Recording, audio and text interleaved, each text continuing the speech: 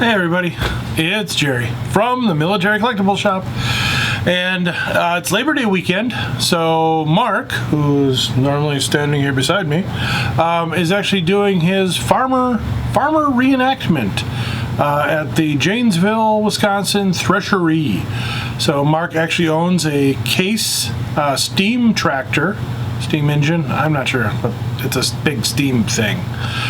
So he fires that up, and they all do farmer reenacting or something, I guess. So he's not here. So I just wanted to, we had been a little bit since we've done one of these, so I wanted to pop in and just go over some of the stuff that came in this week. Today was an incredibly busy day, so we're still kind of sorting through some of the debris of what was going on today. But this week has actually been a fairly busy week for us too. So with some interesting finds from across eras. All right, I'll start earliest to latest, I think. Well, sure, earliest to latest, why not? Got in a Remington, really rough, but a Remington Arms pistol, Civil War era, missing the loading lever, but you know, it kind of is what it is. The serial number range and the cartouches tell us that it was actually a Civil War issue piece. So, you know, maybe not a something that's going to be on the cover of the Rock Island auction catalogs, but still a pretty neat piece. And a lot of guys like wall hangers, you know, or pieces that have some character. That definitely has some character to it. So I thought it was a great piece. Got in a kind of, you know, more Spanish-American War, Philippine insurrection period CDV, carte de visite. Interestingly enough, it has a soldier on one side and a pretty girl on the other. So I wish I knew who he was, but nice with the rifle and the hat and the, you know, the belt, uniform. Probably somewhere, like somewhere tropical, someplace hot. Okay, Civil War, Spanish-American War, World War I that brings us to. So got in a neat World War I. This is just a partial grouping. The guy actually has some more stuff. So we got a slightly chewed up, but unit photo from the 4th Pioneer Infantry. And what's nice about this is it actually makes sense for the patch that we got in. That's also for the 4th Pioneer. So it came with that. Also got in some World War I postcards from the same group. And another portrait photo of the, could be the same guy. This guy was from, his patch is the Ohio patch, the 80-something crap. Yeah, you know what it is. And shout out to Fritz for the Ohioans. It's round on the end and high in the middle. Ohio. Okay, whatever. It's not my fight song. Okay, World War I. Taking us to World War II. 1935. Got in a model 1935 German helmet, double decal, M35. Unfortunately, for the guy who's wearing it, it was a battlefield relic. Obviously took a couple big shrapnel hits, entry holes in the top, exit holes on the side, no liner, as we would expect to see with a piece like this.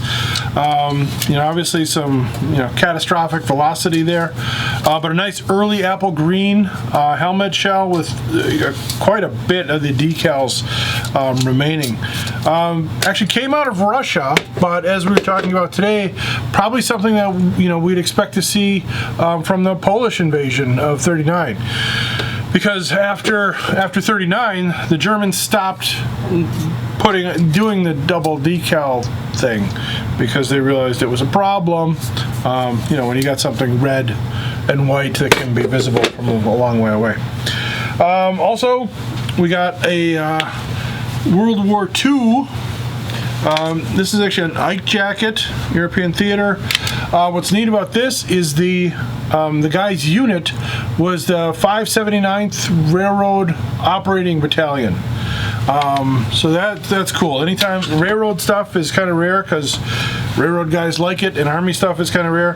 The weird thing about this one is it has like Vietnam era patches on it.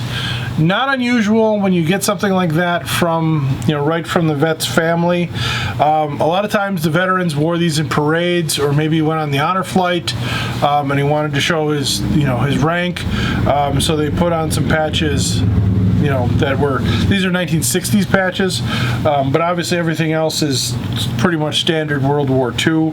There's good conduct medals actually named to him, and German-made unit crests for the 759th.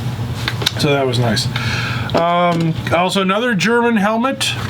This one's more of a snow camo. Also kind of a battlefield find, ground dug. This one, the liner is relatively roached, but it's still an interesting helmet with an interesting look. So that's cool. This got in from a friend of mine. Shout out to Paul. Hey Paul, thanks for the flag. As many of you know, I actually wrote the book on the United States Blue Star Service flags, and I'm working on volume 2, which is going to cover all the rest of the home front flags. So this one is a quota award flag for the 6th War Loan. Neat piece. Again, kind of unusual. I'm about 80% done with the book, but if anybody out there has unusual home front flags from either World War I or World War II, things like Army Navy E flags, Army Navy E award booklets, unusual pieces like that, War Bond, Liberty Loan flags, scrap drive flags, unusual patriotic flags, let me know. I can still possibly include them because I'm still have to do a couple more photo sessions for the book. So, but this was cool, a neat one that I'm happy to add to my collection. Kind of unusual. Also, World War II. This is really cool. And I don't remember if we showed you this or not, but it was. If not, if we did, too bad. It's still really cool. This is an envelope with a German armband, and it's kind of a rare armband. It's the German Student Bund armband, kind of for like college age Nazis, and it's a letter that was sent home by USGI. And he actually talks about, getting he was with the Fighting 69th, and he talked about running into Hitler Youth and getting the armband in the letter. So it's always kind of great when you can find, pieces of history with provenance. Where it came from, who got it, the story behind it. Because obviously the artifacts are great, but the history of it is kind of what matters. So that was really cool. Moving forward into the 1960s, what a big heavy box of crackers from the Civil Defense, which is kind of neat. 1962, sort of the height of the Cold War. Basically, in America, we had a lot of bomb shelters that were built because the threat of nuclear annihilation. So a lot of cities had bomb shelters that were made. A lot of people had bomb shelters dug in. The Civil Defense actually had things. We've got several toiletry kits that contained, basically it's a cardboard barrel to use as a toilet paper, personal hygiene products of all sorts. Well, you had to eat before you could poop, so you got crackers. They also had some candies that were issued. There were actually candies that were issued, tins of candies. Those are really rare because those are usually eaten. A lot of times those were given to police officers, and they gave those to little kids. So it's a rare piece to find. I'd still love to find some. If anybody has a big tin of candy, let me know. And then finally, sort of my piece de resistance from a friend of mine who called me up. So, okay. A good friend will bail you out of jail. A really good friend is sitting there next to you going, damn, that was fun. But a really, really good friend calls you up and says, hey, I just found a D-Bail paratrooper helmet. You want to buy it? Yes. Yes, I do. So that's what I got. I got a D-Bail paratrooper helmet. For those of you who aren't familiar with the American side of things, the D-Bail were the first issuances of the paratrooper helmets. They had a kind of an elongated bail, a D-shaped bail. I suppose you could call them C-bails too, but it's actually a D-bail that held the straps on. And the problem with these is that they broke really easily. From guys putting the helmet down, sitting on them, snap, the bails came off. So they remedied that with eventually the swivel bail version of the bail. And so D-Bails are really rare. These are essentially the ones that were used in Normandy. There's a known number of ones that existed with the heat lot numbers, early heat lot numbers. This one corresponds to that. Typically we like to find them with an inland liner. This one has a Westinghouse liner, which is still appropriate. You know, but a great piece. It's actually named, so I'm going to be doing some research on that. But a big shout out to my buddy who let me know about this. He actually found it at a rummage sale. So stuff is still out there. Good things still turn up. So this one's going to go into the Jerry collection, making M2 helmet number 2 in the Jerry collection. But I was just tickled to find that. So.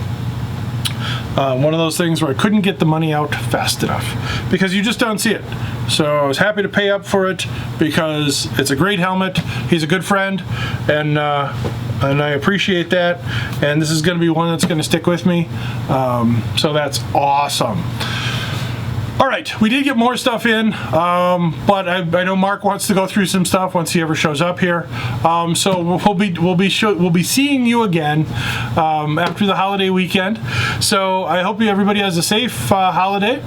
Enjoy the day off of work, which is ironic because it's Labor Day. But as always, be sure to subscribe. Remember to like us or do whatever you can to get the videos so they keep coming to you. Feel free to contact us. We love hearing from everybody. You can put something in the comment section. You can email us. You can call us. Whatever works for you. Always appreciate hearing from you. So until next time, once again, I'm Jerry. This is the Military Collectible Shop, and this is the new stuff at the Military Collectible Shop. See you.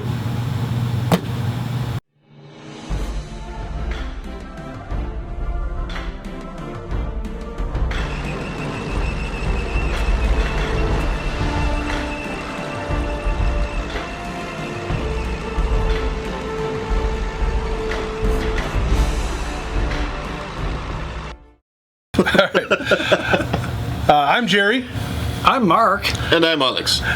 We're the Military Collectible Shop, and thanks, Alex, for visiting. We really appreciate having you come here. And so, for all our people, don't forget to subscribe. Yeah, it's very important. Subscribe, press the like button, and don't forget about bell button, because if you don't press it, you will miss new videos, and that's very important. So, thanks for coming. Thanks everybody for watching. Thank you.